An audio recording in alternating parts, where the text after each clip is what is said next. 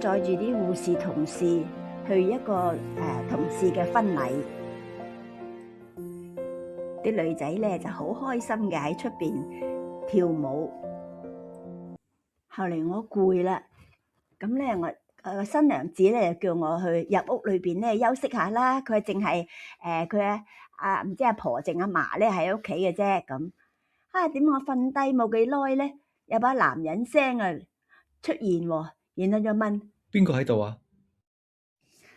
話我嚇咗一跳啦，然後咧就嗱嗱聲話我淨係瞓一陣間嘅咋，我要帶翻啲護士出翻去醒噶，你快啲走。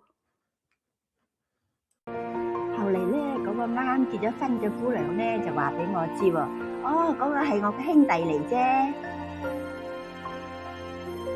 我雖然行過死陰嘅幽谷，亦都唔怕遭害，因為神你與我同在，你嘅杖、你嘅竿都安慰我。